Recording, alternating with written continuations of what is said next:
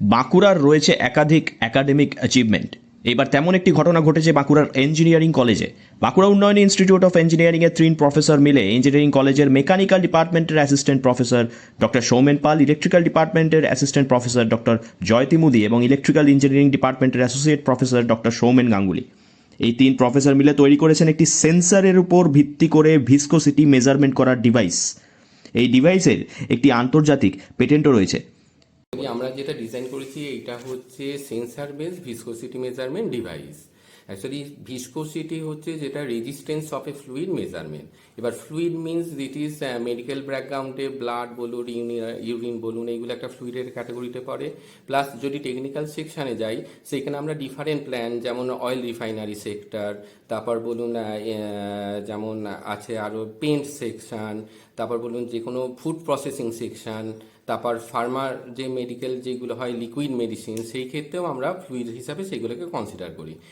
Sensor ভিত্তিক viscosity পর্যবেক্ষণ device Bankura উন্নয়ন ইনস্টিটিউট অফ ইঞ্জিনিয়ারিংয়ের 3 অধ্যাপক ইউকে ইন্টেলেকচুয়াল প্রপার্টি অফিসে ডিজাইন নম্বর 642045 নম্বরে নিবন্ধিত সেন্সর ভিত্তিক ভিসকোসিটি পর্যবেক্ষণ ডিভাইস ডিজাইন করেছেন।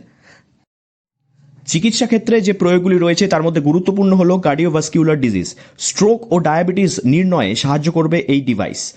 রক্তের ভিসকোসিটি গণনা করে মান অনুযায়ী কী ধরনের রোগ হতে পারে তা সম্বন্ধে একটি ধারণা দিতে পারে এই ডিভাইস। অবশ্যই ভিসকোসিটি গণনা দেখে সেই সিদ্ধান্ত নেবেন ডাক্তারেরা।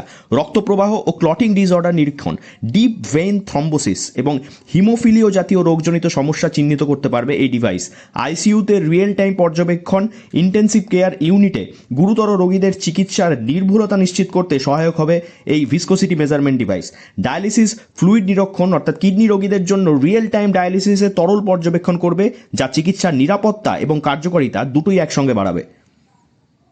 আচ্ছা, এর মধ্যে যেটা মেইন সেন্সর দুটো আমরা ডিজাইনের মধ্যে রেখেছি সেটা হচ্ছে 2 ধরনের সেন্সর। একটা হচ্ছে কোরিওলিস সেন্সর আর একটা হচ্ছে আমাদের কিউসিএম মানে হচ্ছে কোয়ার্টজ ক্রিস্টাল মাইক্রোব্যালেন্সের সেন্সর। এই দুটো ইউজ করা হয়েছে। অ্যাকচুয়ালি আমরা এই ডিভাইসটাকে ডিজাইন পেটেন্ট হিসাবে হয়েছে, ফিউচার আমরা যে প্ল্যানিংয়ে আছি সেটা ইউটিলিটি পেটেন্টে কনভার্ট করা। ইউটিলিটি পেটেন্টে যদি আমরা এটাকে কনভার্ট করতে পারি, ইটস ভেরি কম্পার্টেবল, মানে ছোট হবে সাইজে। অ্যান্ড এটার সাথে আমরা যেটা প্ল্যানিংয়ে আছি এআই ইমপ্লিমেন্ট করা।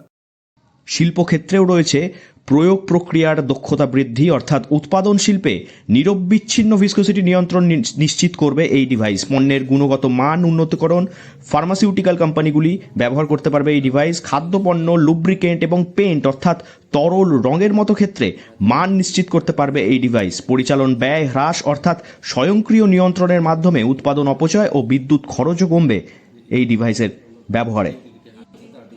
বাঁকুড়া থেকে নীলাঞ্জন ব্যানার্জির রিপোর্ট, লোকাল 18 বাংলা।